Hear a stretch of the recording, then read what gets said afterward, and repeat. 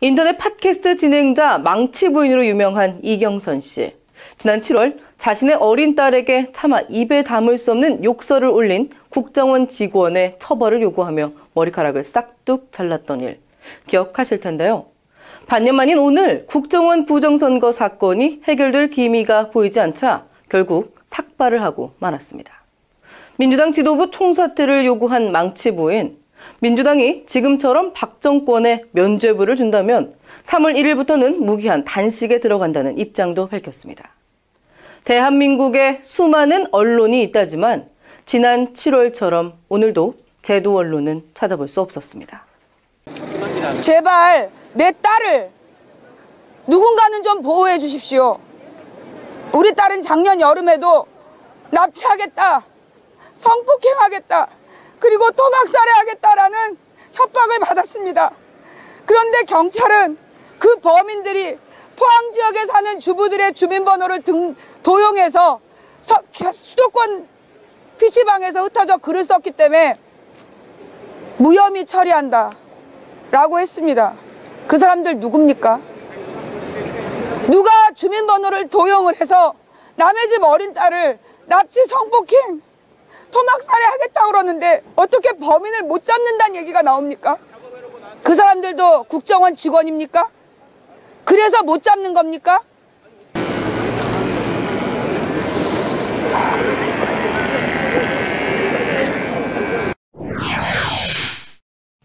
언론을 장악하고 난 후 이어서 교육기관까지 장악한다면 그 사회를 완전히 접수하는 겁니다.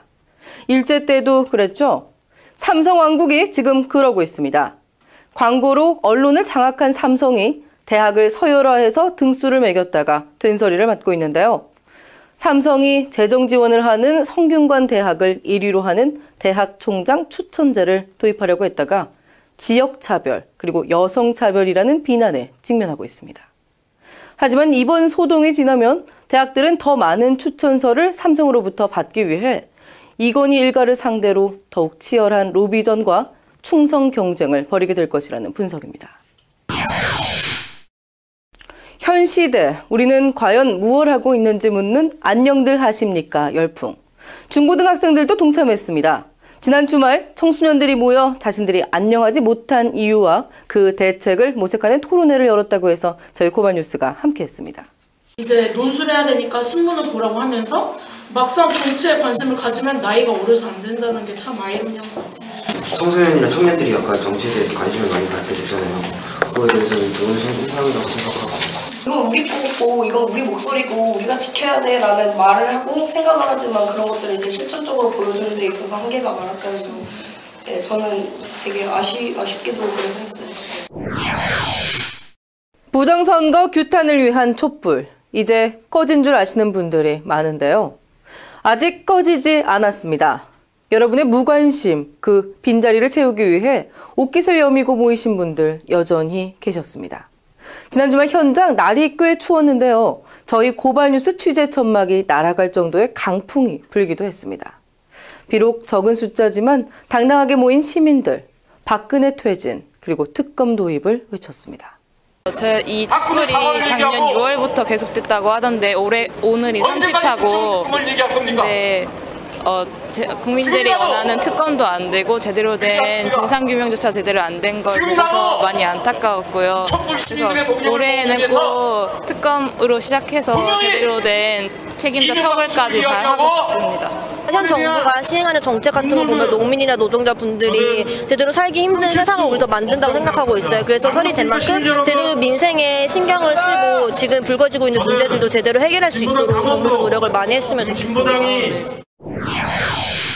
카드 3사가 정보 유출 피해자들에게 유출 사실을 통지해주면서 피해 구제를 위한 절차와 내용은 쏙 빼고 통지를 해 무리를 빚고 있습니다.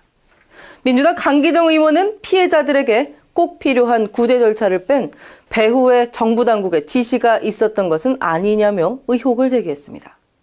정부는 이번 사태가 터지기 전인 지난달 신용카드사 개인정보 관리 실태를 대대적으로 점검하고도 이상 무후 판정을 내렸던 것으로 드러났기 때문인데요. 참 무능한 정부. 국민들은 불안하기만 합니다. 여기에 한 가지 소식을 덧붙여 드리면요. 소송 수익금 전액을 저희 고발뉴스에 기부하기로 한 고발뉴스 김성훈 고문 변호사 알고 계시죠? 김성훈 변호사가 다음에 소송 카페를 통해 나흘 만에 2,000명에 달하는 1차 소송인단을 모았다고 하는데요. 곧 고소장을 제출한다고 합니다. 정당한 피해 배상을 받아야겠다. 또 카드사를 혼내줘야겠다라고 생각하시는 분들 다음 카페 소송카드로 가시면 되겠습니다. 지금까지 오늘의 고발뉴스였습니다.